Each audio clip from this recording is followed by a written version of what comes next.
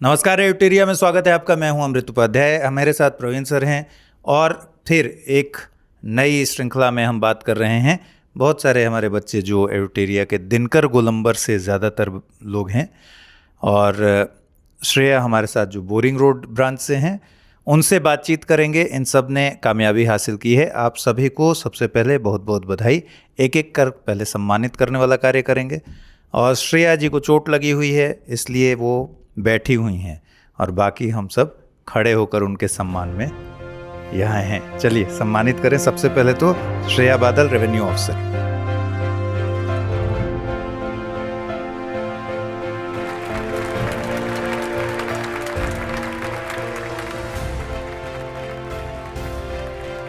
बहुत बहुत बधाई श्रेया आपको।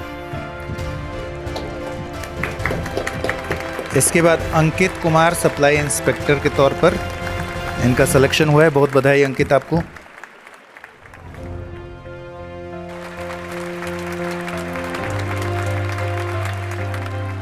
आकांक्षित झा, सप्लाई इंस्पेक्टर के तौर पर ये भी चयनित हुए हैं।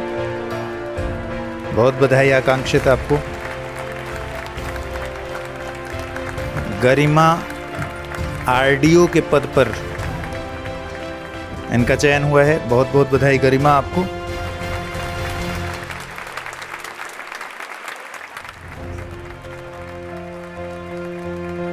गरिमा के बाद कुमारी अनु हैं, जो कि सप्लाई इंस्पेक्टर और सीडीपीओ दोनों के लिए चयनित हुई हैं। अर्पित कुमार ठाकुर, एआरसीएस।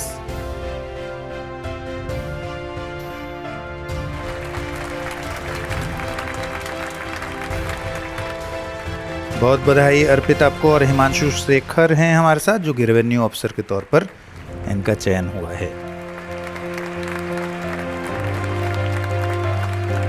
चलिए आइए और अब बातचीत शुरू करेंगे। तो सबसे पहले जानेंगे कि कितने लोगों की उम्मीद थी कि हाँ पीडीएफ में नाम होगा। ईमानदारी से बताइएगा। मतलब मेंस ये आधा नहीं उठाना है। जैसे रिजल्ट कैसे आता है? रिजल्ट आता है कि मेंस में कैसा परफॉर्मेंस हुआ था, इंटरव्यू में कैसा परफॉर्मेंस गया था, तो उसके बेस पे आप गेस करते हैं कि मेंस में पेपर 1 में इतना मार्क्स आ गया होगा, 2 में इतना हो गया होगा, एसए में इतना होगा, मिनिमम इतना एसए में होगा या इंटरव्यू में होगा। तो ये सब मिला के कट ऑफ में तो जरूर आ जाएगा। तो सब लोग थे उम्मीद में कि हाँ आ जाएगा, पीडीएफ में छूटेंगे नहीं। चलिए बढ़िया, शाबाश, बहुत बढ़िया। ऐसे बहुत बार ये होता है कि मेरा एक दोस्त है, तो रिज़ल्ट जब तक नहीं आता था उसका, तब तक तो वो बोलता था कि पता नहीं यार होगा कि नहीं। और जो रिज़ल्ट आ जाता था, रैंक आ जाता था किसी एग्ज़ाम में, तो हम तो पहले ही बोल रहे थे कि होगा। चलिए अब एक एक कर मैं चाहूँगा कि आप लोग, क्योंकि ये जितने लोग खड़े हैं ये सब हमारे एडिटोरिया के दिनकर गोलंबर ब्रांच के हैं, और जो बैठी हुई हैं श्रेया जी, ये हैं बोरिंग रोड से। तो एक एक बार मैं चाहूँगा कि आप किस कोर्स में थे, क्या क्या आपका जर्नी रहा, एडिटोरिया के साथ क्या सफ़र रहा, वो सब आप अपने बारे में कुछ बताइए। किस ज़िले से हैं, अटेम्प्ट आपका कौन सा है, ये सब थोड़ी थोड़ी जानकारी जल्दी जल्दी करेंगे। Thank you sir. सर मेरा नाम अंकित कुमार है और मैं बोरिंग रोड में एडिटोरिया के साथ जुड़ा हुआ था। और जब से शुरू किया हूँ ये प्रिपरेशन, तब से जितना भी सिलेबस मैंने देखा, प्रवीण सर जो फ्री में प्रोवाइड किए थे यूट्यूब पर, उसी से देखने के साथ शुरुआत किए हैं। और उसके बाद जितना भी टेस्ट सीरीज लगाए हैं वो सर का ही, मतलब सबसे ज़्यादा तो हेल्प सर का ही था। और फिर सर जितना भी करेंट अफेयर होता है, एडिटोरिया जो हमेशा हर साल निकालती हैं ये ईयरली, और एक सर स्पेशल जो बिहार स्पेशल होता है वो तो बहुत ही फ़ायदा करता है, और उसके बिना तो शायद निकल भी नहीं सकता है हम। और बाकी सर जो आईजीपी जो चला था इंटरव्यू गाइडेंस प्रोग्राम, वो भी सर बहुत अच्छा लगा। जो स्पेशल सर जो प्रवीण सर स्पेशल जो सेशन लिए थे इंटरव्यू का, दिशा, हाँ दिशा, तो उसमें आए थे सर। उसमें बहुत सारा कन्फ्यूजन जो था वो दूर हुआ है। बाकी सर बहुत अच्छा लगा यहाँ आने के साथ। चलिए बहुत बहुत बधाई।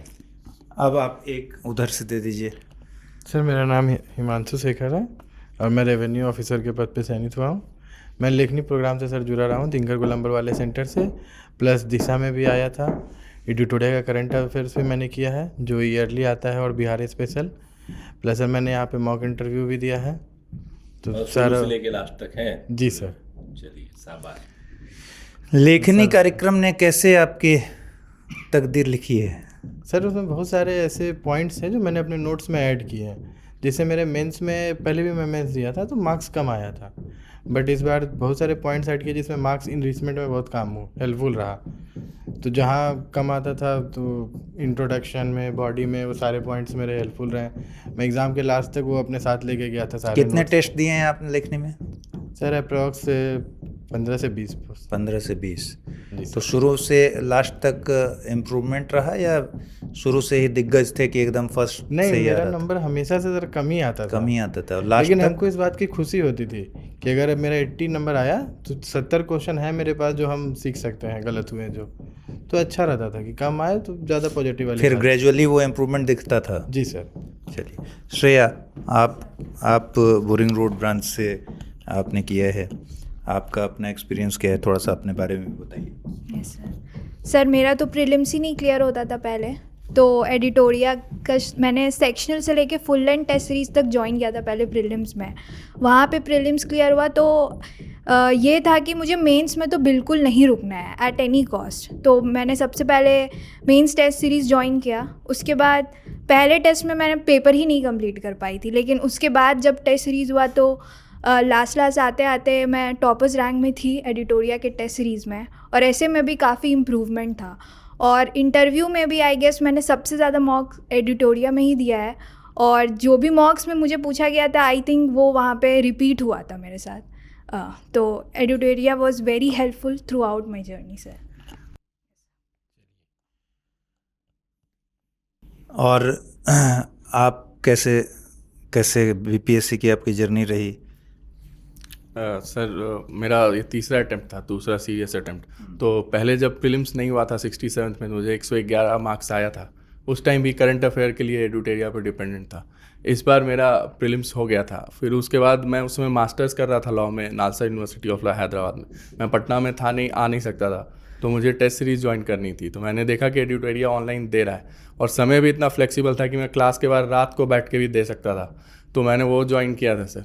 रात को बैठता था, देता था, टेस्ट जमा होता था और मार्क्स मिलता था, और जो मटेरियल मिलता था उससे वैल्यू एडिशन होता था।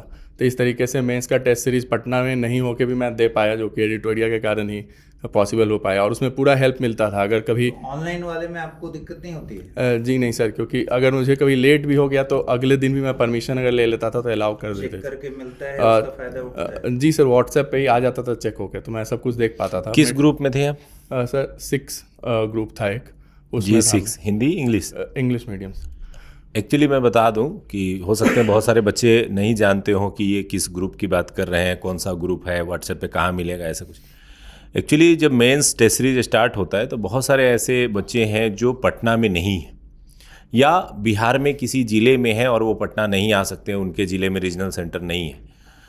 तो उनके लिए ये प्लान हम लोगों ने 65 से चलाना स्टार्ट किया था कि उनको उस ग्रुप में एडमिशन लेना पड़ता है और उनको ऐड किया जाता है। उनके लिए सेम पैटर्न होता है जो ऑफलाइन में होता है, बस अंतर ये होता है कि यहाँ क्वेश्चन और मॉडल आंसर के पीडीएफ आपके साथ शेयर किए जाते हैं और आप उधर से क्वेश्चन का आंसर लिख के उसका पीडीएफ बना के इसमें शेयर करते हैं। टीचर सेम पैटर्न पे आपके कॉपी को चेक करते हैं, मार्क्स देते हैं, फिर आपको वापस करते हैं, और अगर कोई डाउट हो तो मेंटर से आप बात भी कर सकते हैं, वो आपको हेल्प करते हैं। तो उसी पैटर्न में ये शामिल थे सर। खुद से यहाँ से कॉल भी किया 2-3 बार, 1-to-1 मेंटरशिप भी हुआ, तो उसमें काफ़ी हेल्प मिला। और जो मटेरियल सर मिलता था तो उसमें सर कुछ ऐसा टॉपिक जो मैं खुद से नोट्स नहीं तैयार कर पाया था, उसका रिवीजन भी हैंडी हो गया, बहुत आसानी से हो गया। फिर उसके बाद जब मेंस निकल गया तो मैं पटना में आ गया था वापस, तब मैं मास्टर्स कंप्लीट कर चुका था। तो मैं एडिटोरिया से जुड़ा अपने इंटरव्यू के लिए, फिर यहाँ पे मॉक इंटरव्यू दिया, उसमें भी हेल्पफुल रहा सर। जो मेरा डोमेन था लॉ, उससे रिलेटेड भी काफ़ी अच्छे क्वेश्चंस पूछे गए। मेरा फर्स्ट प्रेफरेंस जो था उस हिसाब से मुझे बताया गया क्या क्या तैयारी करना चाहिए। मुझे लगता है कि जो यहाँ जिस लेवल पे बताया गया मॉक में, उससे ज़्यादा कुछ मुझसे नहीं पूछा गया था एक्चुअल मॉक में। आप भी दिशा में थे? जी। दिशा में क्या? दिशा 1-to-1 इंटरेक्शन में सर के साथ थे, तो वहाँ तो मेरा जो प्रेफरेंस था उसको लेके भी मेरे पास डाउट था कि कैसे बताना है, तो सर ने उस पर भी गाइडेंस दिया और क्या क्या करना है, कैसे कॉन्फिडेंस रखना है, और सर बहुत गाइडेंस दे रहे थे उस टाइम, क्योंकि टाइम बहुत कम था। एक में मेरा फर्स्ट 14 फरवरी को ही इंटरव्यू था, फर्स्ट लॉट में था। तो सर बता रहे थे कि कैसे मैनेज करना है टाइम को और कैसे अपने आप को कूल रखना है और ज़्यादा ये डरना नहीं है। तो वो हेल्पफुल था सर। उसके बाद इंटरव्यू तो अच्छा ही गया, इंटरव्यू में हेल्प बहुत मिला सर। एक्चुअली मैंने बताया कि दिशा मैं क्यों रखा था, इसीलिए मैंने स्टार्ट किया था बिकॉज मुझे पता था कि जो लोग इंटरव्यू में देने जा रहे हैं, अगर फर्स्ट टाइमर है तो उनके अलग प्रॉब्लम है कि भाई हेजिटेशन है, बहुत तरह के एंजाइटी है, और अगर वो 2 बार फेल हो चुके हैं तो उनके अपने प्रॉब्लम है कि आखिर हम क्या गलती कर रहे हैं कि इंटरव्यू में अच्छा मार्क्स नहीं मिल रहा है। तो मैंने सबको बुलाया और सबके पर्सनल इश्यूज सुने, जिनके जो पर्सनल इश्यूज थे वो खुल के हमारे सामने रखे, और मैंने उनको सजेस्ट किया कि आप यहाँ पर क्या कर सकते हैं, कैसे अपने आप को प्रेजेंट कर सकते हैं, और उनसे बच्चों ने जो सीखा, जो उनको समझे, उनको फॉलो किए, उनके लिए अच्छा रहा होगा वो इंटरव्यू। जी थैंक यू सर। मेरा नाम अर्पित है और मेरा चयन असिस्टेंट रजिस्ट्रार कोऑपरेटिव सोसाइटीज़ के पद पे हुआ है। सर एडुटेरिया से मेरी जर्नी काफ़ी पहले रही है, 2024 में, क्योंकि ये मेरा पहला प्रयास था और 17th BPSC पहली ऐसी बड़ी वैकेंसी थी। तो मेरे लिए सर एक दुविधा भी थी कि कौन सी कोचिंग इंस्टीट्यूशन में जाया जाए, पर सर चूँकि मेरे सीनियर्स और सर के वीडियोज़ के थ्रू मेरा पहला प्रयास था तो मैंने इसको चुना। मैं सर प्रखर MCQ बैच से, उसके साथ लेखनी और दिशा प्रोग्राम तीनों से ही जुड़ा हुआ था। और सर लेखनी के बारे में मैं एक बात बोलना चाहूँगा सर कि चाहे ऑफलाइन था आपका? जी सर, मेरा ऑफलाइन था दिनकर कोलंबर में, और सर वहाँ के मेंटर्स ने मुझे बहुत हेल्प किया, चाहे ऑन जो मार्किंग हो मेरे कॉपीज़ में, इसके अलावा जो भी समस्या है, 1-2 घंटे लगे, 3 घंटे लगे, पर सर वो पूरा कॉपी, वेदर सेक्शनल टेस्ट हो गया, फुल लेंथ टेस्ट हो गया, दोनों में कंप्लीट हेल्प मिलता था। सर चूँकि ये मेरा पहला अटेम्प्ट था तो इन एक्सपीरियंस एक बहुत इंपॉर्टेंट चीज़ होता है, और कई बार सर सेल्फ डाउट भी होता है कि प्रीलिम्स क्लियर हो गया, मेंस क्लियर होगा कि नहीं होगा, इंटरव्यू में फंबल हो जाएंगे कि नहीं।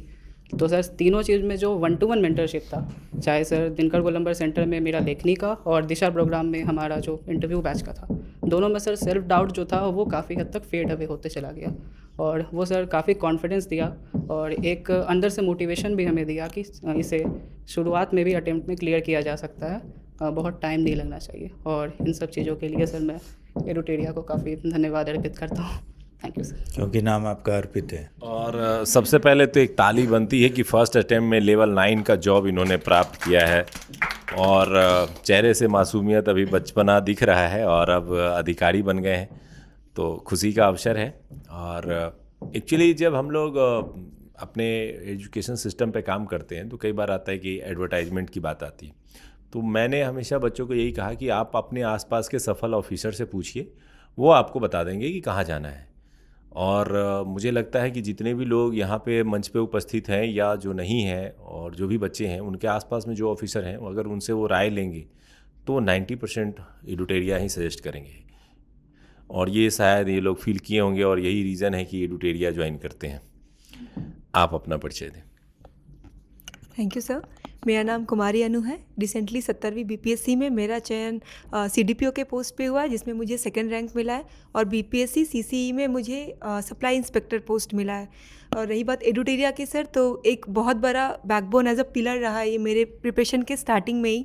सर जैसे प्रीलिम्स, आज तक मेरा सबसे बड़ा रोड ब्लॉक मेरे लिए प्रीलिम्स रहा है, और लक इतना अच्छा रहा सर कि रिसेंटली 17वीं के लिए मैंने आपका प्रीलिम्स के लिए पूरा टेस्ट सीरीज जो अंत तक चला था, 13 तारीख इधर एग्जाम से 2 दिन पहले तक जी, वो सर अंत तक मैंने दिया है, और मुझे प्रीलिम्स में 100+ मार्क्स मिले इस बार।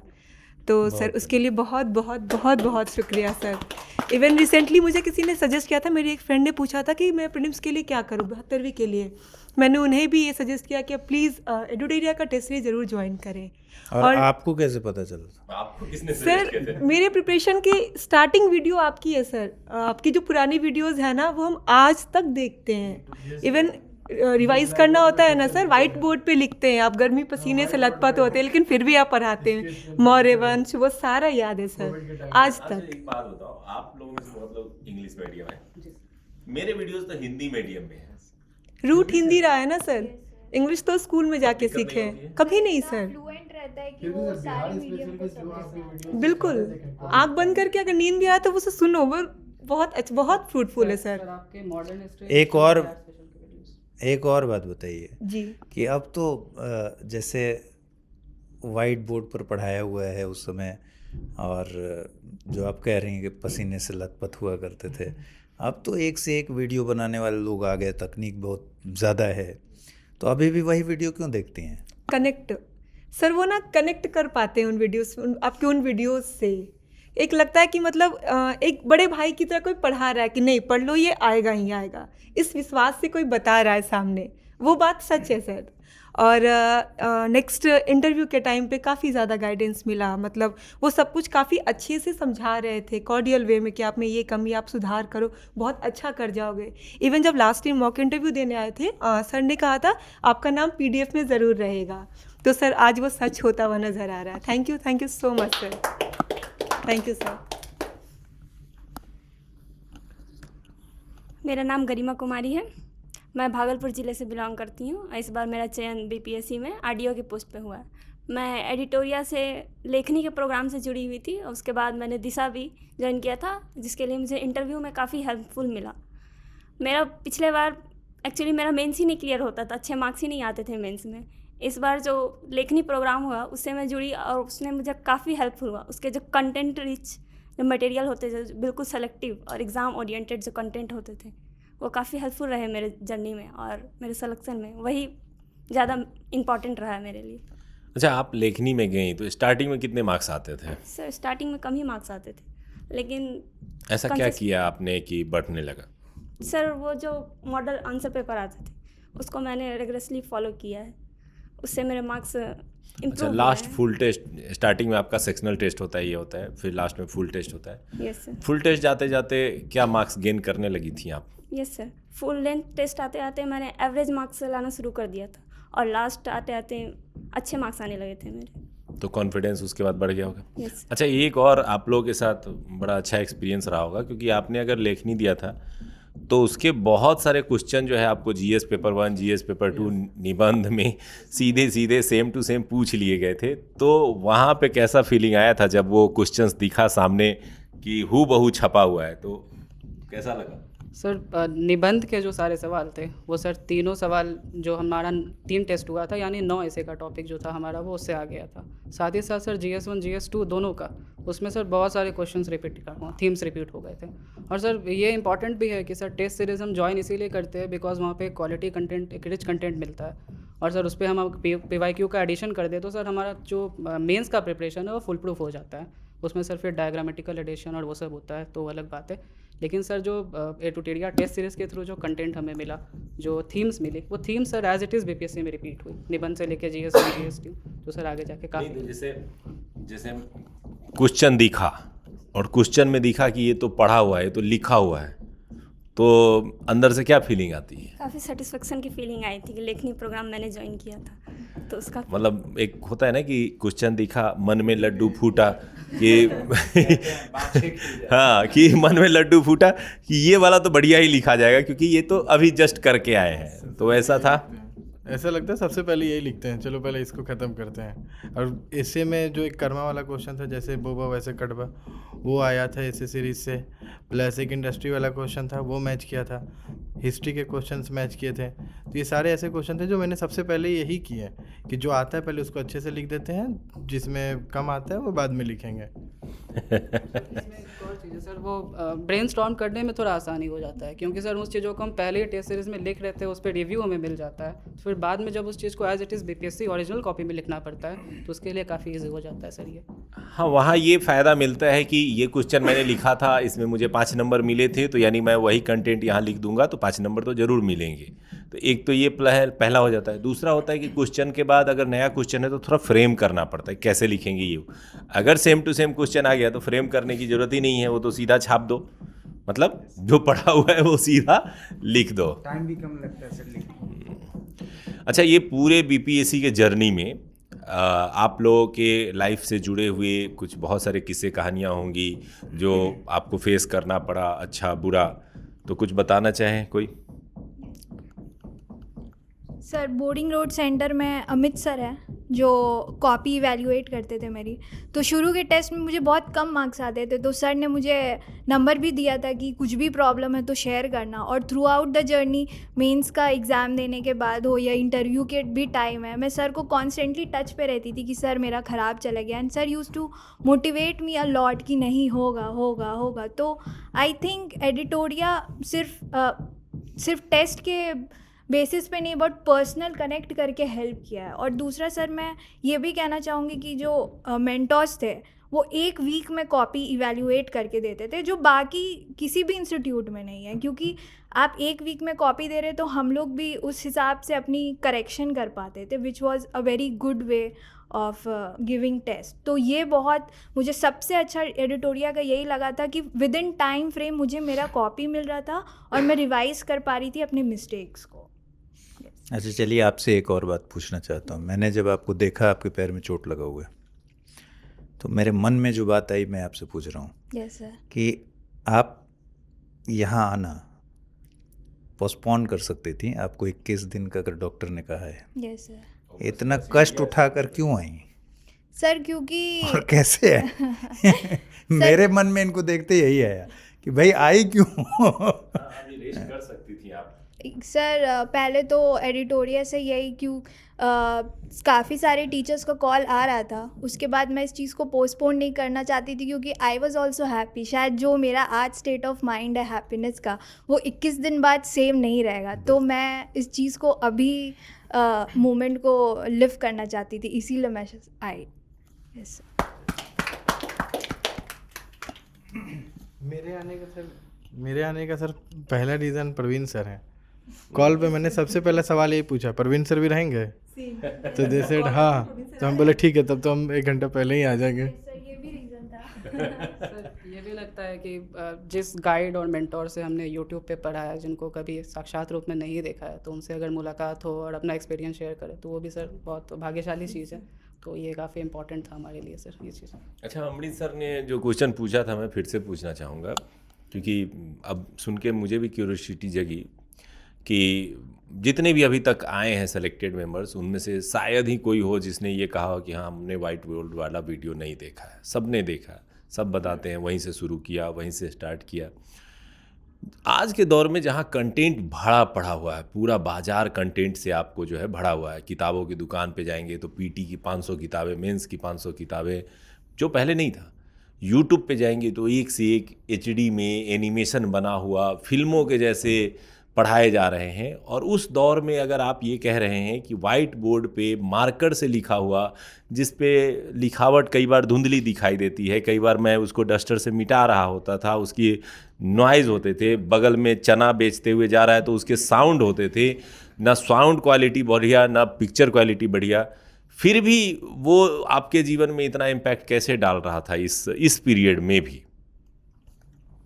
सर किसी बिल्डिंग को बनाने के लिए फाउंडेशन स्ट्रांग होनी चाहिए, तो आपका वो वीडियो सर वही काम करा हमारी इस प्रिपरेशन के बिल्डिंग को बनाने में। तो सर आपका जो वो वीडियो था ना, वो सिर्फ आपके लिए वीडियो का पता नहीं, सिर्फ हमारे लिए वीडियो था ही नहीं, वो एक फाउंडेशन बनाने के लिए एक वर्ड नहीं आ रहा मेरे पास, लेकिन सर बहुत अच्छे से कनेक्ट कर पाए आपके उस वीडियो से, इवन आज भी। Thank you so much sir. चलिए हम भी कनेक्ट कर पा रहे हैं आपकी भावनाओं से। Thank you sir.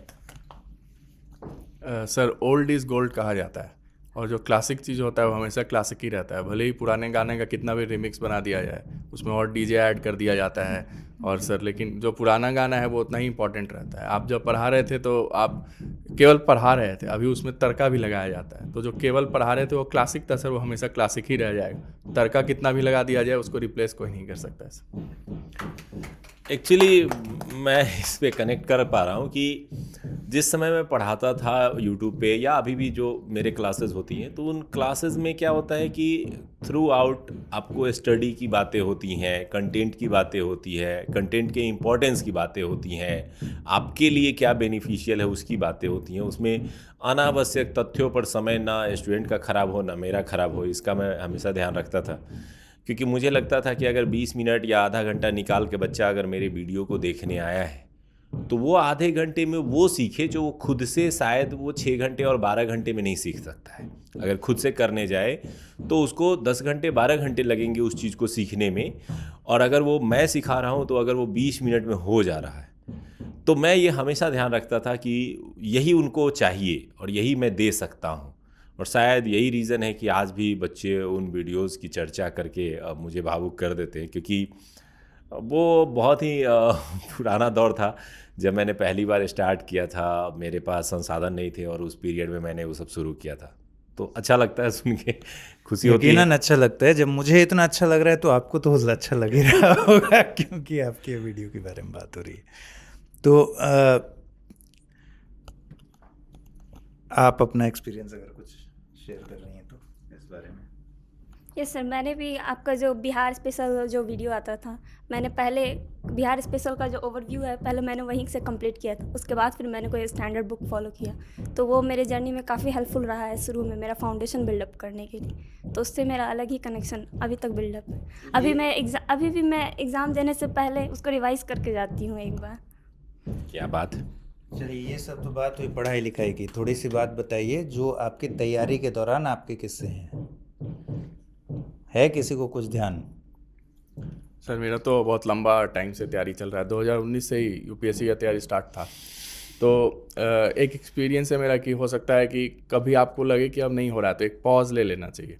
जैसे हमको जब फील हुआ 2023 में कि अब आगे नहीं हो सकता है, तो हम मास्टर्स करने चले गए, एक पॉज ले लिया और वहाँ से आके फिर कोर्ट में प्रैक्टिस भी अपना रेगुलर स्टार्ट कर दी। उस दौरान ही हम यहाँ पे जुड़े और अपना ये अटेम्प्ट दे रहे थे। तो लेकिन मेरे लिए हेल्पफुल रहा क्योंकि मेंटली पीस मिल चुका था, तो जो प्रोग्राम था उससे असिस्टेंस मिला और हम निकाल पाए। तो यही है कि अगर कोई इस हद तक पहुंच चुका है जहाँ की वो मेंटली प्रॉब्लम झेल रहा है, तो एक पॉज ले लेना चाहिए और शायद पॉज के बाद रीबिगिन करें तो बेहतर होगा। ये मेरा सजेशन होगा। अभी किसी के दिमाग में ये बात आती है कि इस बार नहीं हुआ रहता तो? अच्छा, ये क्वेश्चन आपका फर्स्ट अटेम्प्ट में हुआ है, आप काफ़ी यंग दिख रहे हैं। तो वैसे बच्चे जो एकदम यंग है, अभी ग्रेजुएशन जस्ट कंप्लीट किया है या कंप्लीट करने वाले हैं, तो उसको क्या सजेस्ट करेंगे, कैसे स्टार्ट करें? आपने कैसे स्टार्ट किया? क्योंकि इनिशियल फेज़ ही सबसे टफ लगता है कि कैसे शुरू करना है। वो सबसे ज़्यादा अगर कोई बच्चा भटकता है कि हमको क्या चाहिए, कैसे पढ़ना है, वो इनिशियल फेज़ में ही भटकता है। और कई बार वो ऐसे चक्र में फंस जाता है कि जा कर के वो पंचवर्षीय योजना बन जाती है। तो बहुत ज़रूरी है कि आप सही बिगिनिंग करें, सही शुरुआत करें। तो क्या किया था आपने, जो बताइए।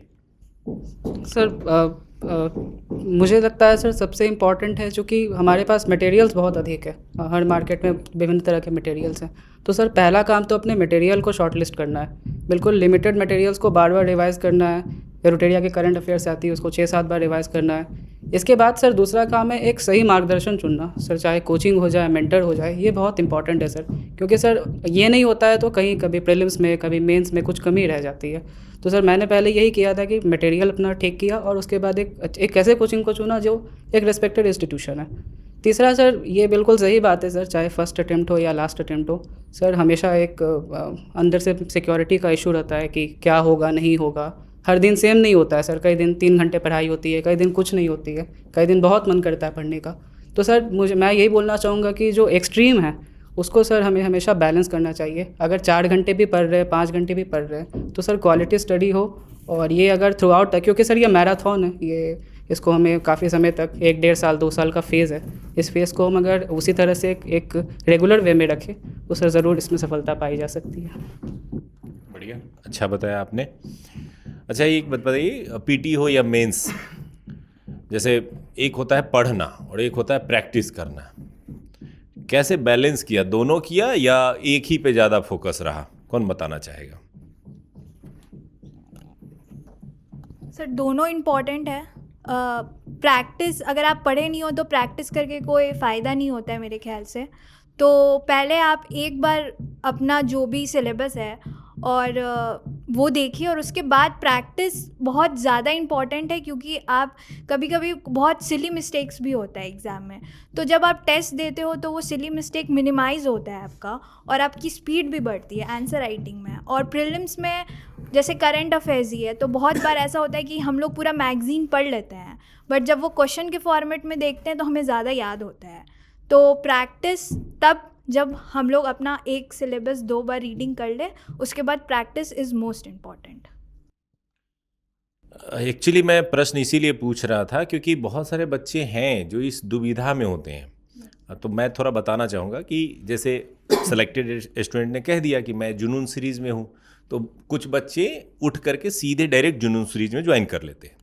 अब मैं जब देखता हूँ मार्कशीट जो निकलता है, तो उसमें किसी का -10, किसी का -8, किसी का प्लस में 10, 5, 20 बिना पढ़े एग्जाम। तो इसका मतलब ये हो गया ना कि आप जो है तैयारी नहीं कर रहे हैं और चले गए हैं प्रैक्टिस करने, तो उससे सफलता बिल्कुल नहीं मिलेगी। सफलता के लिए जो सबसे ज़्यादा ज़रूरी चीज़ है वो ये है कि पहले आप अपने सिलेबस, अपने विषय वस्तु को समझें, जानें और फिर उस पर अभ्यास करें, चाहे वो पीटी हो चाहे वो मेंस हो। दोनों ही कंडीशन में पहला स्टेप स्टार्ट होता है स्टडी से और दूसरा स्टेप होता है उसको मल्टीपल टाइम प्रैक्टिस करने से, और फिर थर्ड टाइम होता है जब आप सक्सेस हो जाते हैं। तो ये जानना और समझना जरूरी है कि अगर आप टॉपर्स की सुन रहे हैं, सेलेक्टेड की सुन रहे हैं, तो केवल वो लाइन ना सुने जो वो बोल रहे हैं, उनके पीछे के भाव को भी समझें कि वो ये यहाँ तक इसलिए नहीं पहुँचे कि केवल टेस्ट दे रहे थे, यहाँ इसलिए पहुँचे क्योंकि उन्होंने पढ़ाई भी की है, पढ़ाई के साथ साथ टेस्ट भी दिया है, टेस्ट में दिए गए सुझाव को समझा और अपनाया भी है, एंड देन वो सक्सेस हुए हैं। सही बात है। अगर ये गलतफहमी फैल जाए कि भाई टेस्ट देने से हो जाता है, तो फिर तो मतलब टेस्ट तो बहुत लोग दे रहे थे आप लोगों के साथ, एक भीड़ थी, तो लेकिन उसमें सफल कौन हुए? तो उसमें जिनका बैकग्राउंड अच्छा था तो टेस्ट भी अच्छा दिए, टेस्ट में जो सुझाव मिला उसको अमल भी किए, एंड देन फाइनली वो सक्सेस पाए। ये इंपॉर्टेंट बात है आपने जो कही, और इस बात पर मैं वो सवाल जो मैं अभी तक टॉपर्स से पूछ रहा था, मैं चाहता हूँ एक बच्चों के लिए बहुत ऑथेंटिक जवाब आपसे मिल जाए कि एकदम अभी मेरे मन में आया है कि बीपीएससी की तैयारी करनी है, मुझे क्या करना चाहिए, मैं एकदम रॉ हूँ। देखिए, कोई भी तैयारी करे, बीपीएससी हो या यूपीएससी हो या दरोगा की कर रहे हो, सबसे पहला इनिशियल स्टेप है कि आप पहले जाके वो उसका सिलेबस समझें, ठीक क्या है। दूसरा जो स्टेप है, प्रीवियस ईयर क्वेश्चंस देखें। सिलेबस देखने से पता चलता है कि क्या क्या पढ़ना है, और प्रीवियस ईयर देखने से पता चलता है कितना डेप्थ, कितना वाइड पढ़ना है। ये 2 चीज़ें होती हैं। अगर आप अच्छे स्टूडेंट रहे हैं, आपका बैकग्राउंड अच्छा रहा है, स्कूलिंग बहुत अच्छी रही है, तो आप बहुत जल्दी समझ जाएंगे और उसको फॉलो करने लगेंगे। हो सकता है आपकी स्कूलिंग अच्छी ना हो, आप अच्छे होनहार विद्वान नहीं रहे हों, लेकिन आप करना चाहते हैं, तो वहाँ आपको ज़रूरत पड़ती है एक गाइडेंस की कि हाँ, हम एक एक सब्जेक्ट करके उसको स्टेप बाय स्टेप फॉलो करेंगे, एक एक विषय को कंप्लीट करते जाएंगे, और जैसे ही सिलेबस लगभग कंप्लीट होगा तो साथ साथ उसको प्रैक्टिस भी करते चलेंगे। अब आइए टेस्ट सीरीज में, यानी अपने आप के सिलेबस को आपने कंप्लीट किया, उसके साथ प्रैक्टिस कर लिया चैप्टर वाइज, तब पहुंचिए आप टेस्ट सीरीज में, चाहे वो पीटी हो चाहे मेंस हो। तो स्टार्टिंग बस यही है कि सबसे पहला काम है कि आप सिलेबस क्या है वो समझें, और इतना समझे कि आपको नींद में भी उठा के कोई पूछ दे कि सिलेबस क्या है, तो आपको मुंह से निकल जाना चाहिए कि ये सब्जेक्ट होता है, इस सब्जेक्ट के ये चैप्टर इंपॉर्टेंट है, इस सब्जेक्ट में इस चैप्टर से सबसे ज़्यादा क्वेश्चन आता है। और अगर इतनी समझ आपने नहीं बनाई है तो इसका मतलब है अंधेरे में तीर चला रहे हैं। मैं हमेशा बच्चों को एक चीज़ समझाता हूं जो मैं अभी बताना चाहूँगा स्टूडेंट्स को, कि प्रीवियस ईयर क्वेश्चन क्या है। प्रीवियस ईयर क्वेश्चन वो रास्ता है जहाँ से हमें मंजिल दिखाई देता है। जैसे मान लिए जंगल में 2 लोग बैठे हुए हैं, एक शिकारी और दूसरा भी शिकारी है। एक जो है वो जंगल में पूरे जंगल को घूम रहा है और ढूंढ रहा है कि कहाँ मेरा शिकार है, और एक तालाब के पास छुप के बैठा हुआ है क्योंकि उसको पता है कि रोज़ जानवर यहाँ पानी पीने आते हैं। तो जो छुप के बैठा है वो एनर्जी भी कम लगा रहा है और शिकार घर लेके जाएगा, और जो जंगल में पूरे जंगल घूम रहा है हो सकता है वो खुद शिकार बन जाएगा। तो प्रीवियस ईयर यही है कि अगर आपने समझ लिया तो आपको पता है कि कहाँ कहाँ से आने वाला है, कैसे कैसे आने वाला है, आप तैयार बैठे हुए हैं। और अगर आप हाथ पैर मार रहे हैं, बिना कुछ समझे अंधेरे में तीर चला रहे हैं, तो हर बार पीटी में ही असफलता मिल जाएगी, आगे तो आप बढ़ ही नहीं पाएंगे। बिल्कुल सही बात है। चलिए, मेरे ख्याल से एक लंबी बातचीत हम लोगों ने की, और अब जल्दी से एक लेंगे सेल्फी। आप बैठे रहिएगा। और आप सभी को फिर से एक बार बहुत बहुत शुभकामनाएं, और अपने आस पड़ोस के बच्चों को प्रेरित करें, अपने जीवन में आगे बढ़ने के लिए उनको भी प्रेरणा दें, और जहां ज़रूरत हो उनको गाइड करें, उनको सुझाव दें कैसे पढ़ना है, क्या पढ़ना है। उनको प्रेरित करें ताकि वो भी अपने लाइफ में आगे बढ़ सके। एडुटेरिया का शुरू से ये रहा है कि एक पौधा एडुटेरिया के नाम, और उस पूरे लोगो में अगर आप देखेंगे तो ऊपर पौधा है, नीचे किताब है। तो ये मैं हमेशा प्रेरित करता हूँ कि जितना हो सके ग्रीनरी को बढ़ावा दीजिए जहाँ भी रहे, और अपने आसपास के बच्चों को इतना प्रोत्साहित जरूर कीजिए, उनको इतना सपोर्ट जरूर दीजिए कि वो आगे बढ़ सकें। तो अगर आपके कोई रिलेटिव या कोई भी गांव समाज के बच्चे अगर आपसे पूछे कि बीपीएससी की तैयारी कैसे होती है, तो ज़रूर उसको आधा घंटा समय निकाल के अपना अनुभव साझा करें, ताकि वो बच्चे भी आगे भविष्य में आपके साथ अधिकारी बन के खड़े होते हुए दिखाई दे सकें।